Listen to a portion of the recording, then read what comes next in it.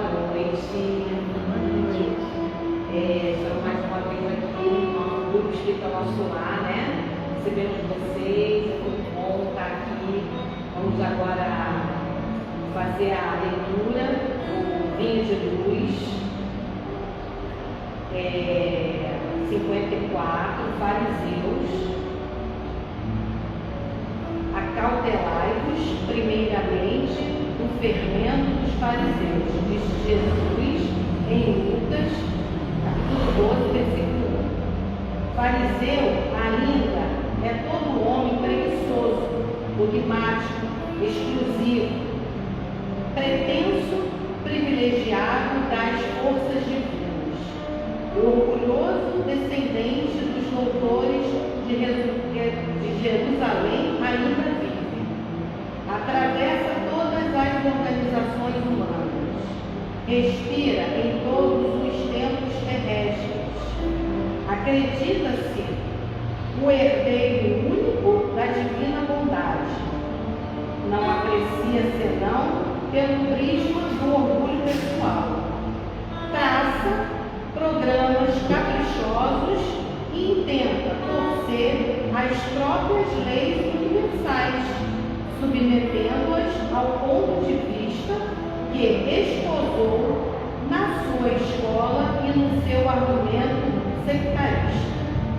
Jamais comparece ante a bênção do Senhor na condição de alguém que se converteu em instrumento de seus amorosos desígnios, mas como crente orgulhoso, cheio de propósitos individualistas, declarando-se detentor de considerações especiais. Os aprendizes fiéis necessitam acautelar-se contra o leveiro de tais enfermos do espírito. Toda ideia opera fermentações mentais. Certamente que o Mestre não determinou a morte dos fariseus, mas recomendou cautela em se tratando de influenciação deles. Exigências farisaicas constituem perigosas moléstias da alma. Urge auxiliar o doente e extinguir a enfermidade. Todavia, não conseguiremos a realização provando tumultos, e sim usando a cautela na antiga recomendação de vigilância. Nós sejamos, né? Tenhamos cautela e vigilância. Então, assim, vamos fazer a nossa prece, agradecendo ao Pai mais uma vez por estarmos aqui, pela nossa escolha de virmos até a Casa Espírita. Agradecer aos encarnados e desencarnados, aos mentores espirituais deste trabalho, que estão sempre nos ajudando, ao nosso Mestre Jesus, que nos ensina todos os dias, e graças e louvores ao nosso Pai. Que Ele esteja conosco nesta noite, hoje e sempre. Graças a Deus.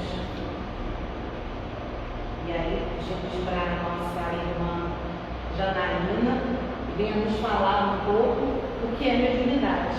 Seja bem-vinda. Boa noite a todos, que Deus abençoe a todos nós. Quero agradecer a oportunidade de estar aqui com vocês, fazendo essas reflexões em torno do que é a mediunidade. Eu me chamo Janaína, eu sou trabalhadora do Centro Espírita Luz e Caridade no bairro de Maria, e também atuo no Conselho Espírita, que é o 17º. Ok?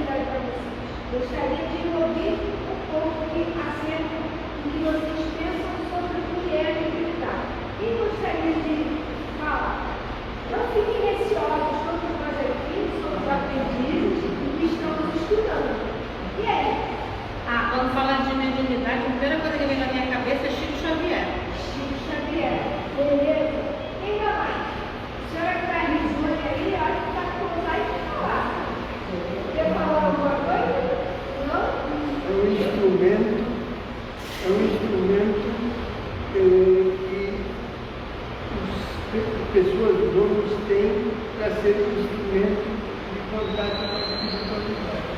Sim. Quem mais? Senilda, quer falar alguma coisa?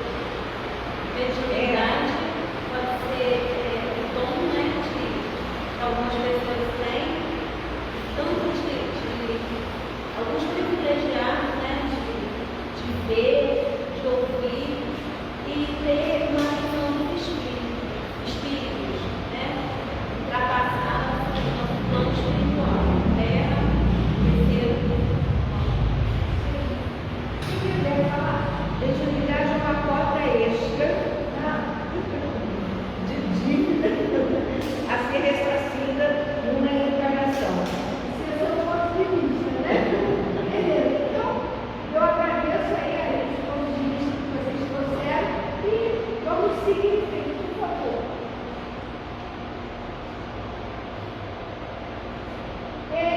O que é mediunidade? É o primeiro objetivo que nós temos no trabalho. A mediunidade é o quê? É o intercâmbio entre dois planos. Que planos são esses? Espiritual e corporal. Né? Intercâmbio entre dois estados, encarnados e desencarnados. Por que estado? Porque, veja bem, hoje nós estamos aqui encarnados, amanhã a gente pode estar desencarnando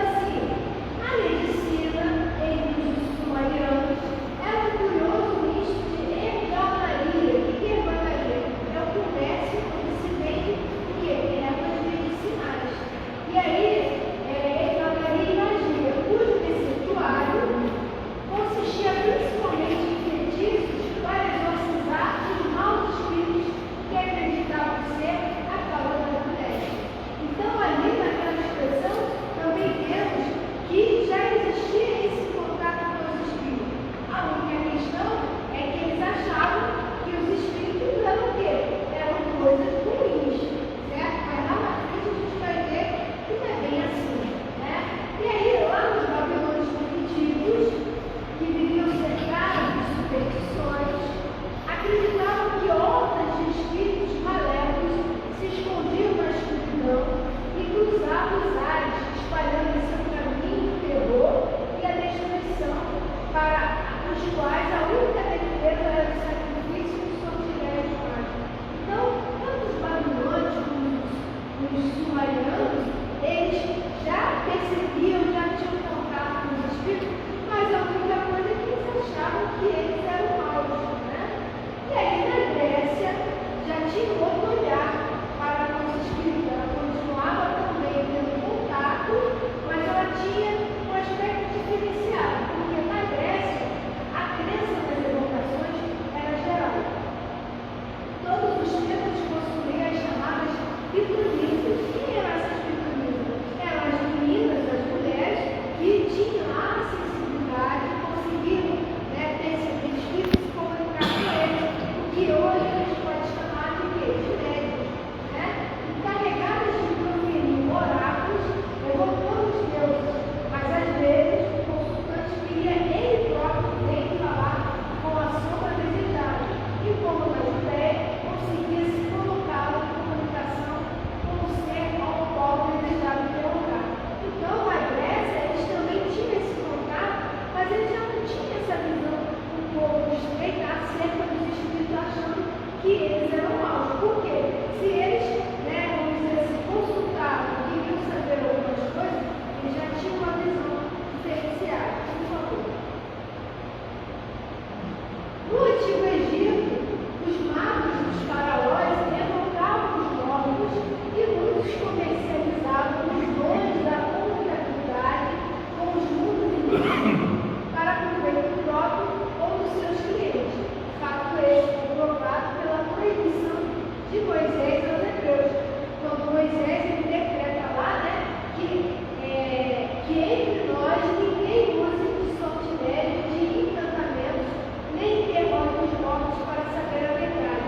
Então, é mais uma prova que lá no Egito o pessoal também tinha esse contato com os espíritos, tinha esse intercâmbio.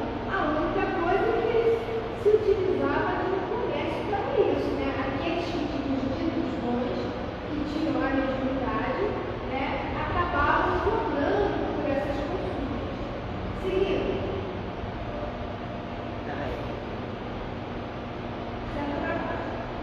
É, eu sei que ele agora não quer ir mais.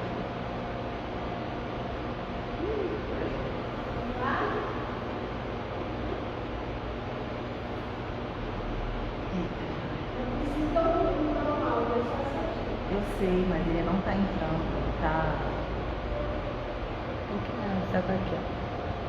Volta aí e faz de novo. É, eu botei, mas ele não está indo não, ele está mudando do slide, ele não está indo.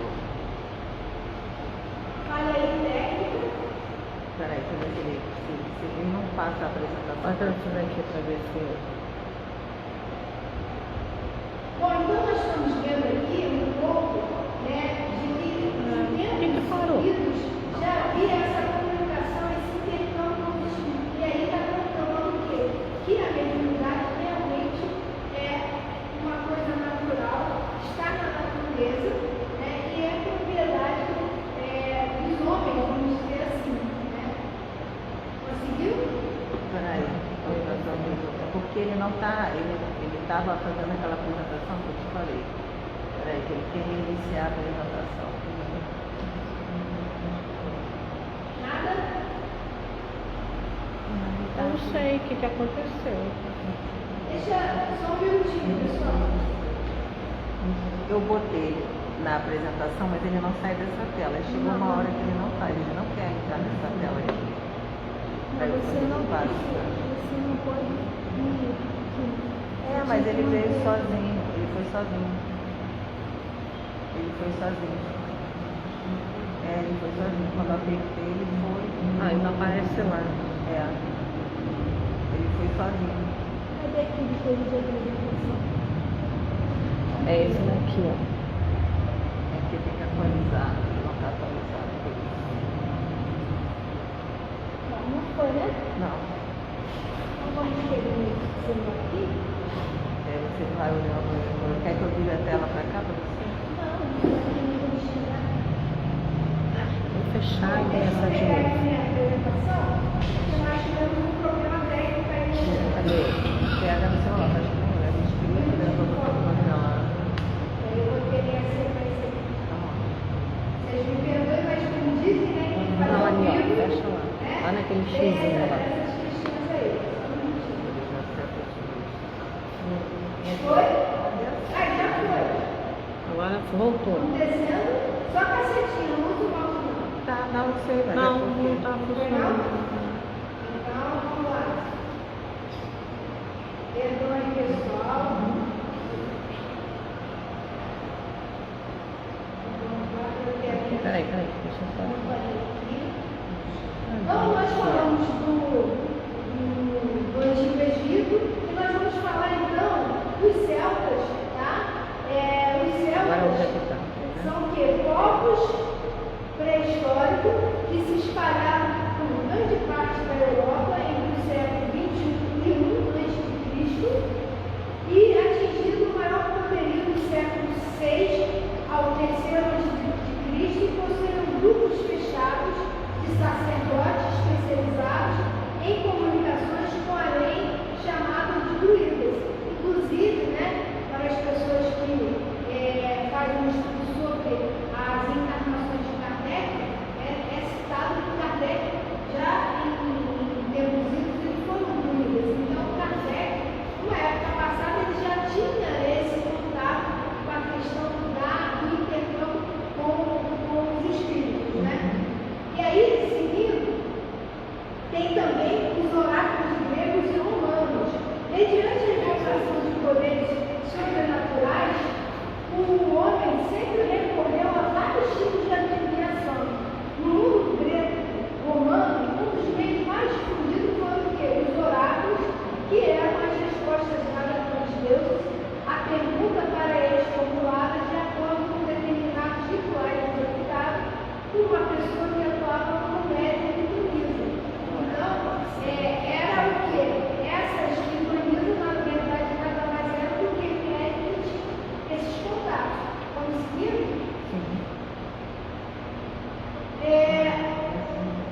Temos aqui a questão do filósofo grego Sócrates, né, que ele dizia que constantemente ele era orientado pelo guia espiritual e revelava-se precursor do cristianismo.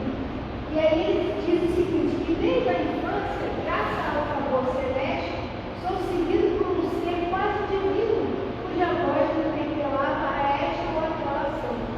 E aí os discípulos de Sócrates se referem com admiração e respeito ao amigo invisível que o acompanhava com muita frequência. Então aí é um dado onde Sócrates conseguia perceber o seu guia, né, orientando, fazendo as reflexões. Então é mais um dado que mostra para a gente que esse intercâmbio sempre existiu, que sempre vai existir.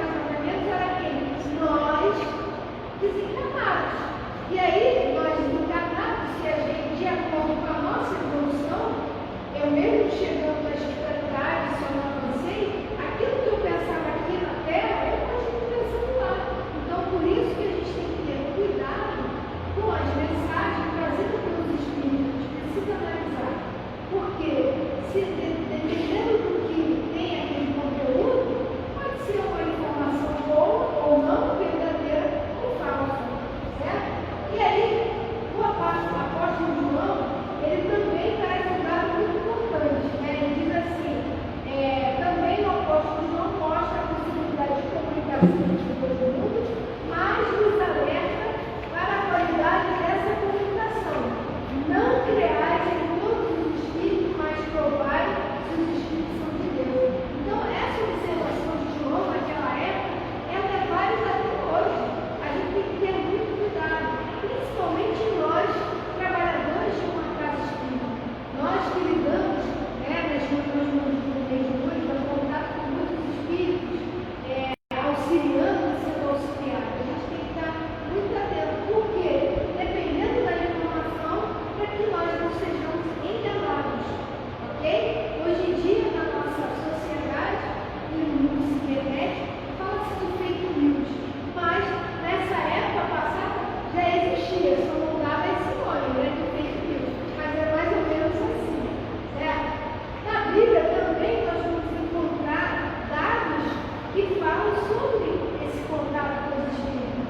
A Bíblia, como o Velho e o Novo Testamento, é uma fonte riquíssima de fenômenos mediúnicos. E aí eles também vão citar a proibição que Moisés deixa ali na comunidade para que as pessoas evitassem de estar se comunicando com os espíritos. Por favor.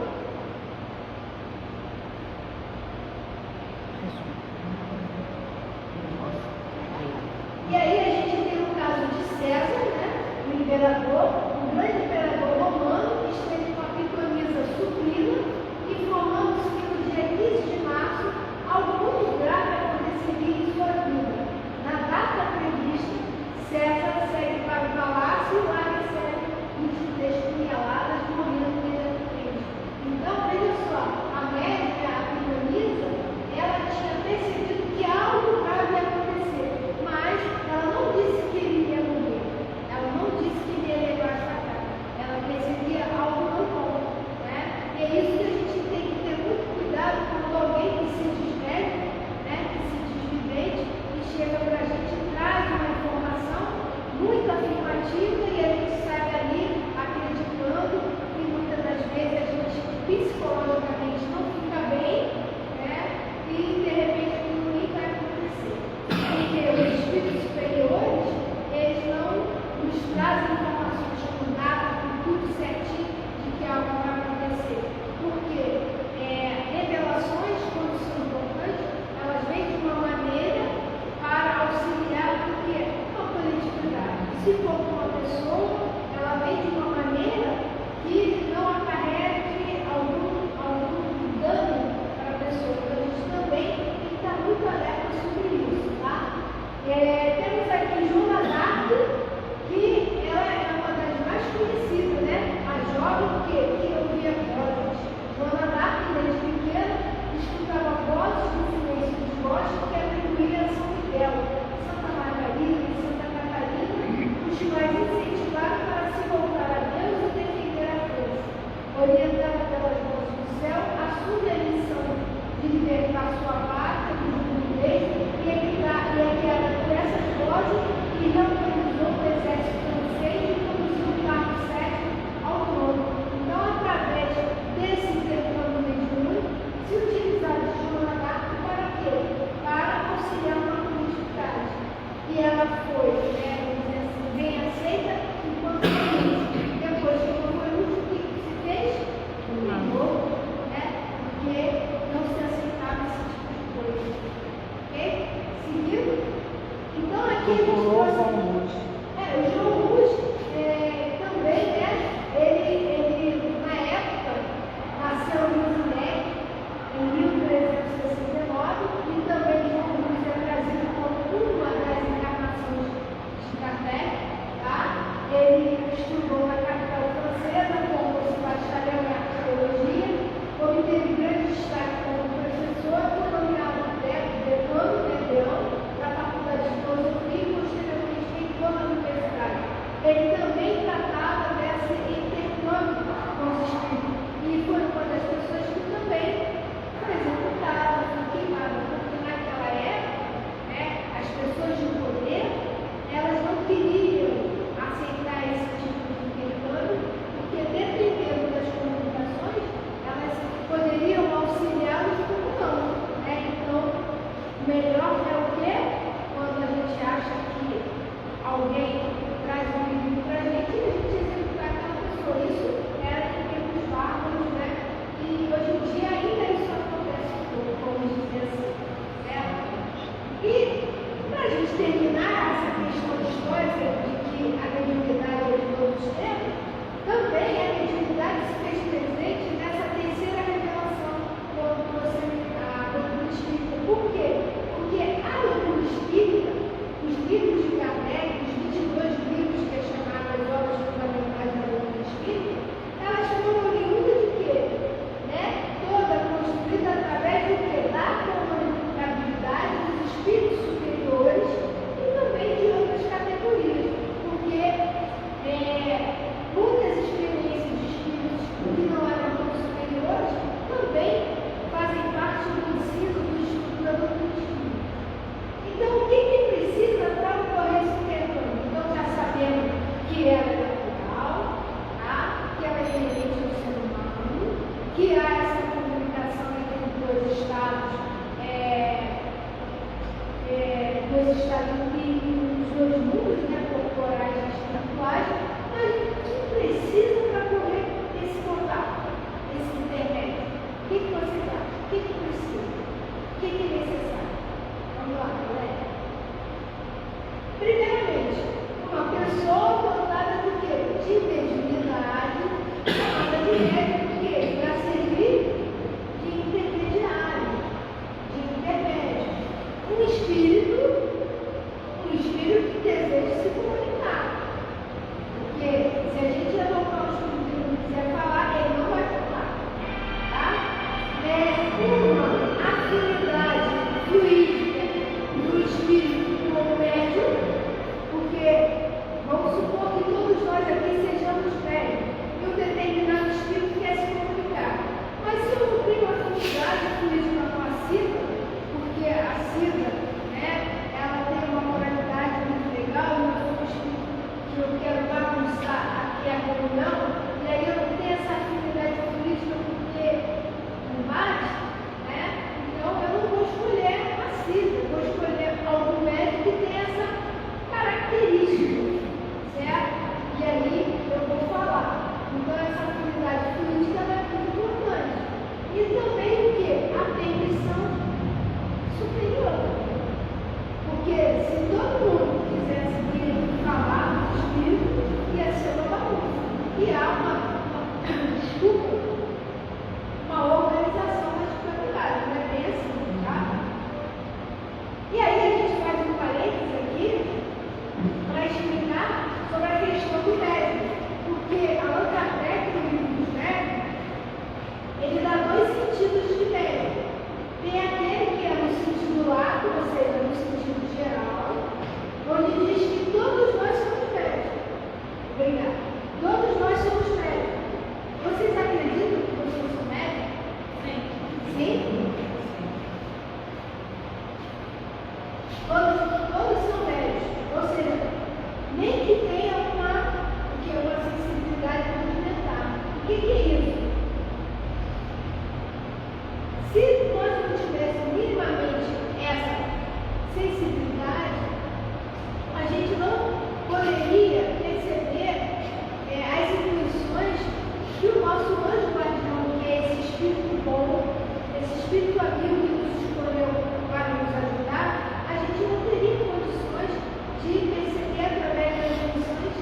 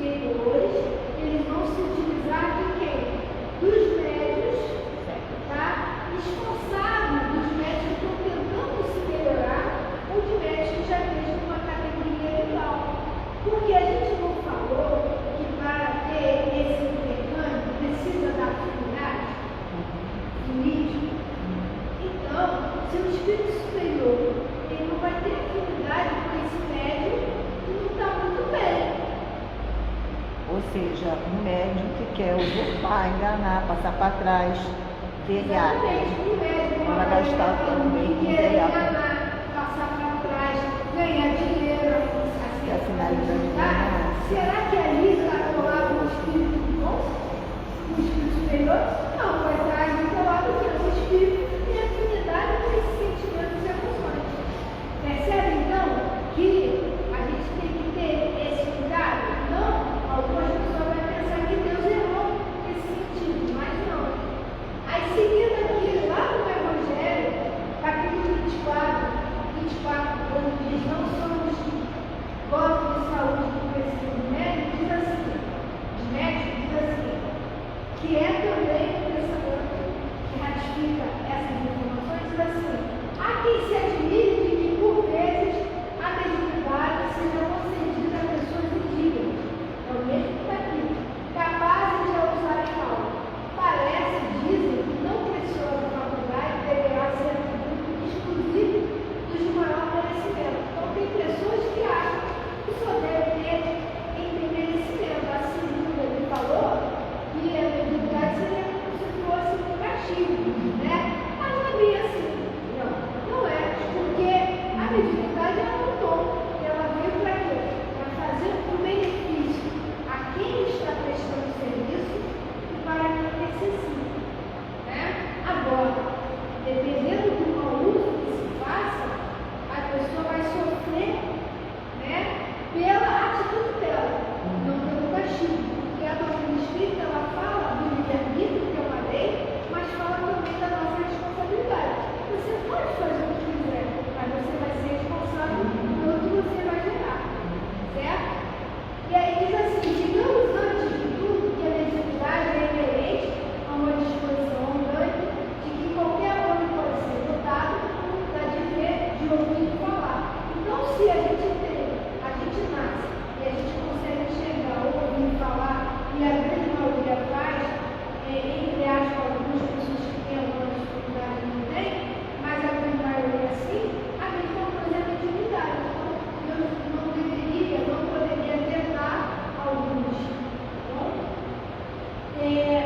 Deus então otorgou a faculdade ao homem e lhe dá a liberdade de usá-la, mas não deixa de punir de que delas abusa. Quando ele fala punir, é de a pessoa responder o mau uso ou o bom uso que ela fizer da mediunidade.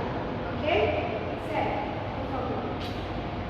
Então, qual é a finalidade da mediunidade? Uma delas é informar o quê? Que somos imortais. Ora, se a fulana que se encarnou, de repente ela dá a comunicação, então ela não morreu. O que morreu foi o quê? O corpo físico. Então, em espírito, somos imortais. Uma vez Deus nos criou, nunca mais morreremos. Tá? Só o corpo físico que está sendo utilizado de uma maneira temporária. Ok? Quando estamos encarnados, por isso que a gente falou, estado de encarnar, ou seja, é uma coisa passageira. Tá? Outro objetivo é demonstrar a possibilidade de se comunicar com os que já partiram. Muitas pessoas que a gente respeita sofrem uma partida de ente querido e sofrem mais porque nunca mais vai ver, nunca mais vai falar. Né? E há essa possibilidade através dos sonhos deles, através de uma psicografia, de uma psicofonia. Tá? A gente pode continuar tendo contato. Prova da reencarnação, certo? Nós vimos aqui vários aspectos, só para até que nós temos duas reencarnações dele, né? E nós também as temos. E é tão bom porque a reencarnação, como diz aí o João, é uma questão de justiça. Se eu, com uma determinada reencarnação, eu por ignorância, por eu ser um espírito de terceira hora, eu cometo algumas falhas, e Deus me dá a oportunidade de vir de novo e tentar reajustar isso, né? De perdoar e ser perdoado. Então a reencarnação é uma justiça, né? É uma lei de justiça. E auxilia a humanidade. Por que auxilia a humanidade? Quando essas informações vieram através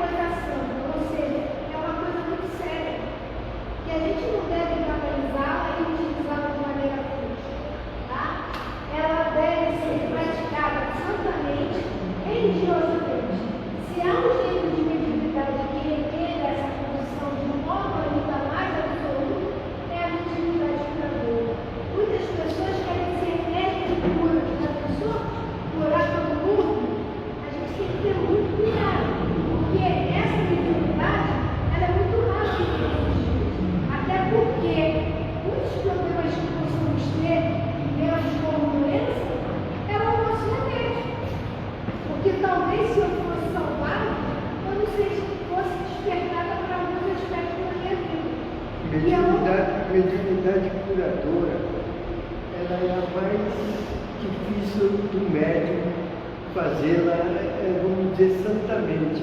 Porque os exemplos que a gente tem na vida, os grandes médicos de cura, eles foram fariseus, foram cautelairos, que a gente consegue. Eles acabaram aceitando os apelos da vida, né? Alguns cobrando, alguns enganando. E aí ele está dizendo o seguinte, né?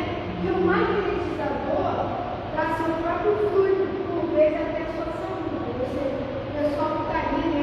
Dando passo, está tendo uma doação política. E aí, ele diz assim, que o médico curador, ele transmite o quê? Os fluidos salutares de quem?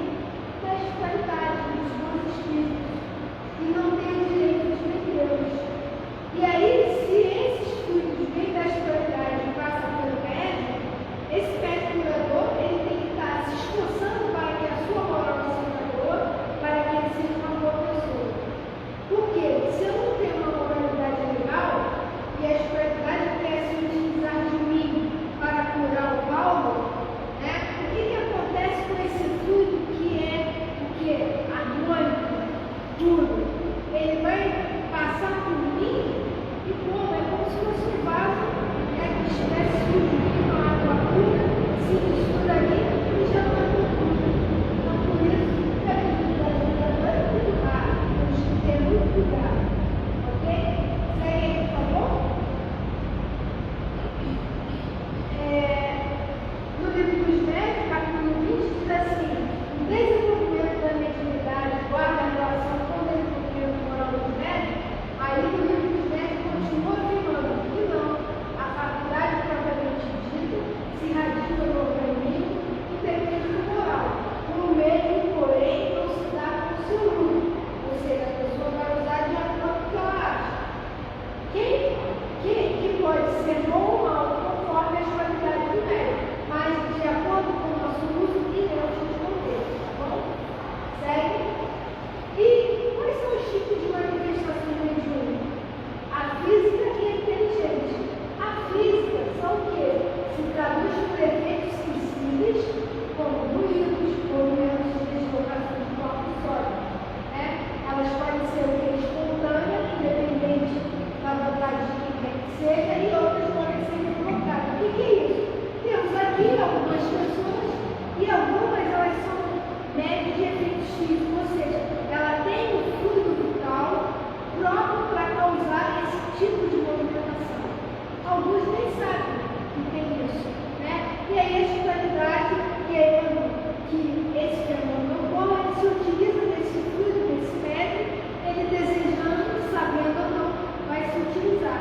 E aí a gente lembra do que? Das mesas de espectros que abordam.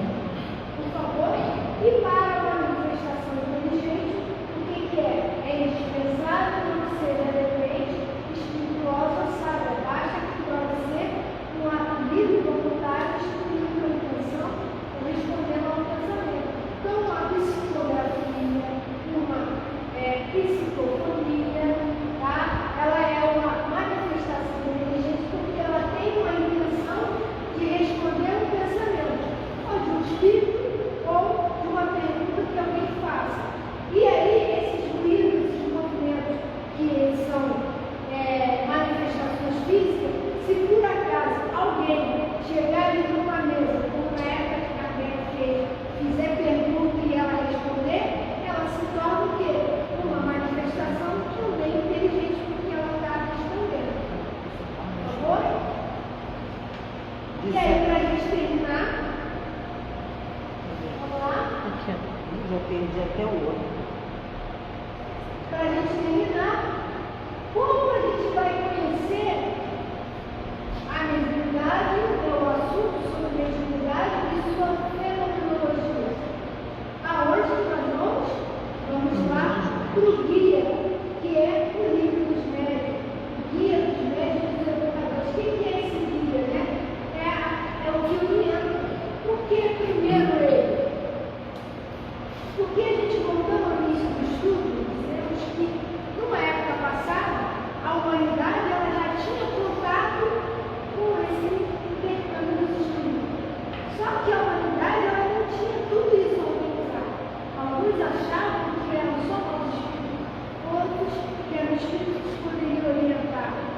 sabiam como isso acontecia, né? Então, essas informações elas estavam espalhadas ao longo, né, de toda a história da humanidade.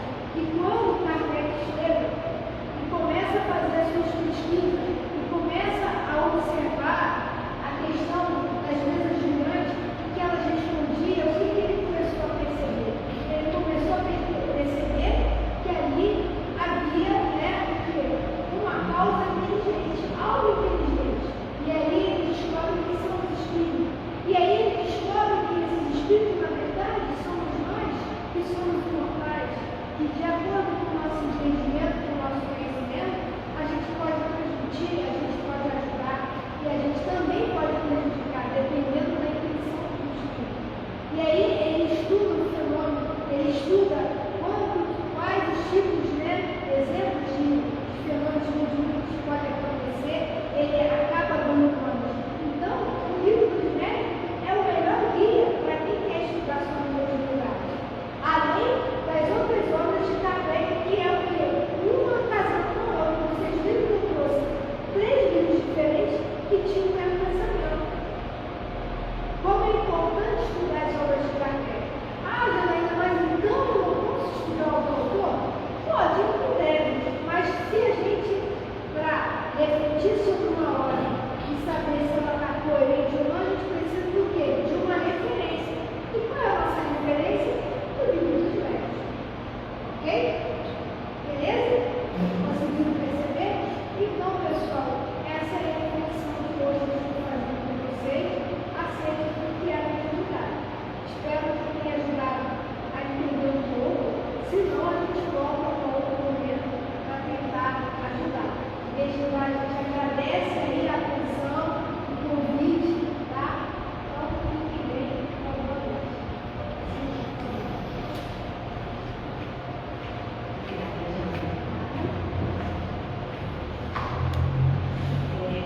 Então, nós vamos agora fazer a nossa prece e depois a paz. Ok?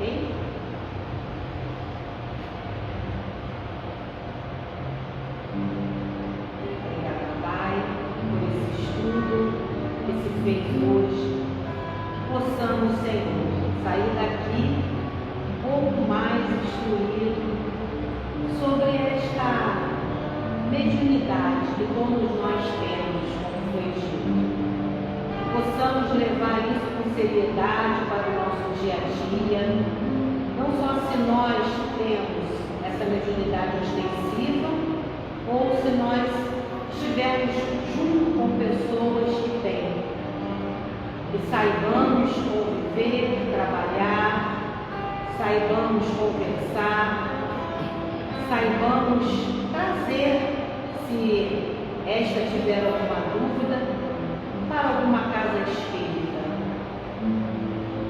Obrigada, Pai, por esta noite, obrigada a todos, que o Senhor esteja nos abençoando, que neste momento possa estar levando também esses fluidos para todos aqueles que não puderam estar aqui presentes, todos os nossos irmãos que estão acamados, enfermos, sem possibilidade de estar numa casa espírita, que eles possam receber essa energia que se fez hoje. Esteja sempre conosco, Senhor. Graças a Deus.